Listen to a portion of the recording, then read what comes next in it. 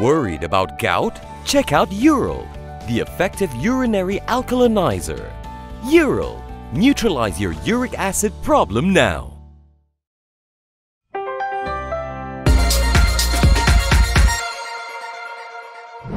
Welcome to KiniNews. I'm your host Prasad.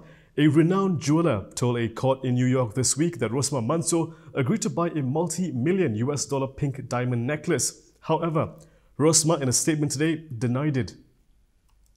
Rosmah Mansor and former Prime Minister Najib Abdul Razak claimed that they have never demanded, requested or intended to buy a 23 million US dollar pink diamond. In a media statement issued by her lawyers this afternoon, the couple maintained that they only knew that a UAE prince, Sheikh Mansour Zayed, wanted to give the large piece of jewellery to Rosmah. Rosmah and Najib were responding to the recent revelation at the New York trial of former Goldman Sachs banker Roger Ng.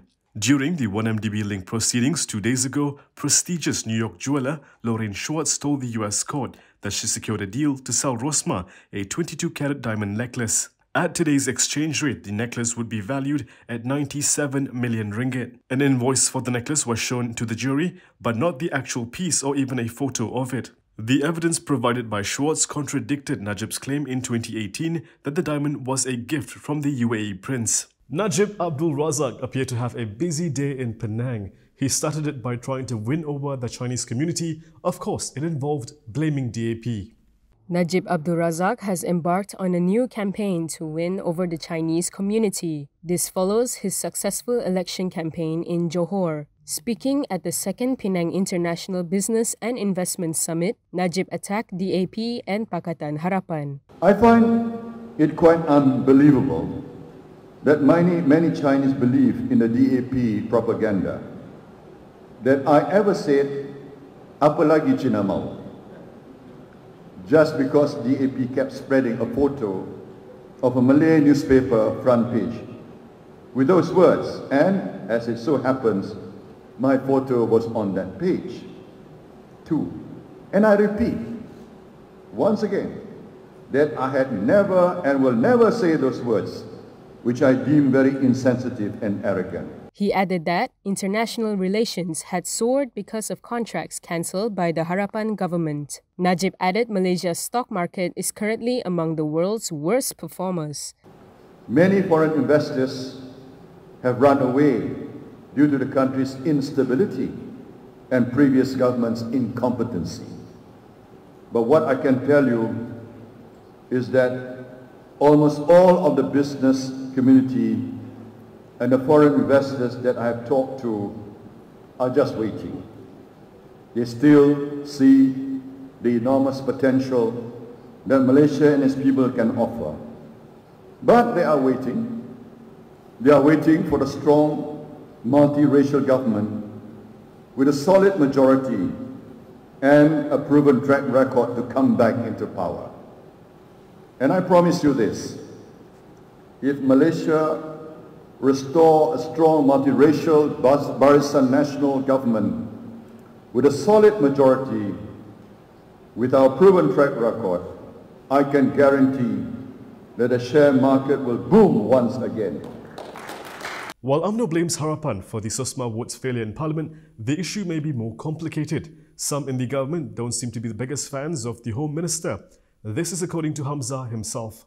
Home Minister Hamzah Zainudin is not happy that several backbenchers failed to turn up for the Rosmah vote on Wednesday. Speaking to The Vibes, he said some of them were already in the Dewan Rakyat, and he could name those who just walked out during the block vote. Asked if the absentees explained themselves, Hamzah said the reason is they don't like his face. There were 49 MPs who were missing from the crucial vote to allow the government to enforce a 28-day detention without trial for another 5 years. In the end, the motion was defeated. The hand search showed that the bulk of absentees were backbenchers, which included 2 whips, Azmin Ali of Perikatan Nasional, along with Ahmad Zahid Hamidi of BN. Meanwhile, Hamzah said it was wrong for the opposition to vote against the Rosmah motion because the law was used to safeguard national security. So is this the end of it? Not quite. Hamzah plans to retable the bill as early as July.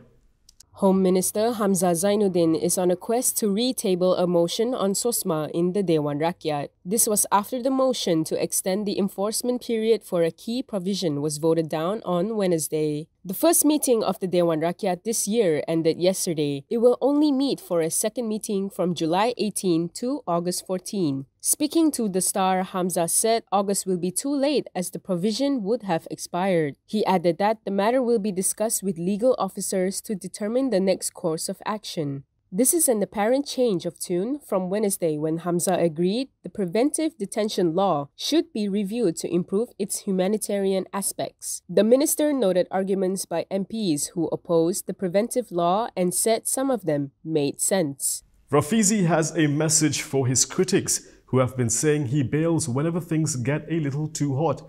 This is what he told us during our interview with him. Rafizi Ramli has denied withdrawing from politics after things did not go his way. In an interview with Malaysia Kini, the former lawmaker said it's unfair to say so. That's really not fair because I had 14 cases. I was already sentenced to 5 years in prison. I didn't withdraw. What happened after the last general election was that Pakatan leadership more or less felt that it was best to accommodate Tun Mahathir. And, my dissenting view, despite whatever my contribution towards the general election, my dissenting view then was seen as destabilizing. Rafizi explained that his decision to leave politics was because he felt he did not have a place in the Pakatan Harapan that so highly valued former Prime Minister Dr. Mahathir Mohamad at the time. If you're in my shoes, first I wasn't really interested in politics in the first place. I mean, it's quite obvious, I was not made for politics. Secondly, I've more or less done my bit.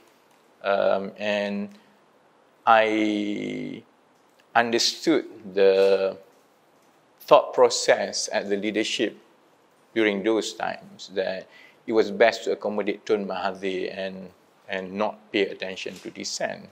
So what choice do you think that I have? Rafizi also said he had no intention of ever returning to politics until the Johor snap polls happened. He said it became obvious after the Johor election that Harapan was sliding backwards to pre-2004 when it only managed to get about 10% of votes from fence-sitters. Now, Rafizi said he would like to run for parliament again if given a chance by his party. It's quite obvious that, if we were to appeal to the fence-sitters again, I have to run for parliament again, So in that sense, whether I win deputy president or not is almost secondary, to be frank, because the focus is a lot bigger than that. The focus is to make sure that we remain relevant, and the focus has always been about the public. It's not really about the party positions. Saifuddin has written a letter to his US counterpart in Bahasa Malaysia. If you're wondering if the folks in Washington DC will need to use Google Translate, they won't, because he attached an English version too.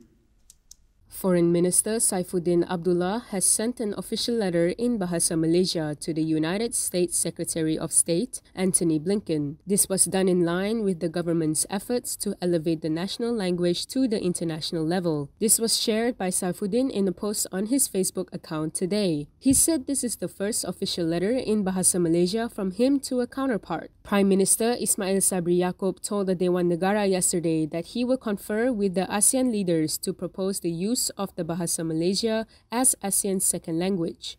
Efforts to use Bahasa Malaysia will be continued in international meetings and conferences, whether bilateral or multilateral, within or outside the country, as and when necessary. In showing how serious the government was, Ismail Sabri started using Bahasa Malaysia during his official visits to Indonesia, Brunei, Cambodia, Thailand, and most recently during his visit to Vietnam. He will also use Bahasa Malaysia officially when speaking at the United Nations Conference and ASEAN Summit, which will take place in September and November respectively. Hari Raya is coming. Hopefully COVID-19 won't ruin things for all of us this year. You know what else is coming? The Kuala Langat Forest Reserve re-gazettement. The Kuala Langat Forest Reserve will be re-gazetted before Hari Raya Aidilfitri. according to Selangor Menteri Besar Amiruddin Shari. He was cited as saying that 97% of the area will be regazetted as a forest reserve. The remaining 3% will be allocated for the Orang Asli. He was quoted by Free Malaysia Today as saying that a few hundred acres will be used to build Orang Asli villages. It is unclear if this covers the entire forest reserve area that was previously degazetted. In December last year, Amiruddin told reporters that he is confident that the regazettement would cover easily 90% from the original gazette plan. A chunk will remain degazetted to facilitate a potential continuity of the ECRL project dubbed the Seremban Bypass. At the time, he had said that the degazettement would take place by March this year. The Selangor government degazetted 54% of the Kuala Lengat North Forest as a permanent forest last May to make room for development. It reversed the decision after heavy backlash from the public. And that is all from me today. For more stories, you can go to KiniTV.com. You can also follow us on Instagram, Twitter, YouTube and Facebook for the latest news updates. If you'd like to support independent media, do consider subscribing to MalaysiaKini.com. I'm Prasad. Thank you for watching.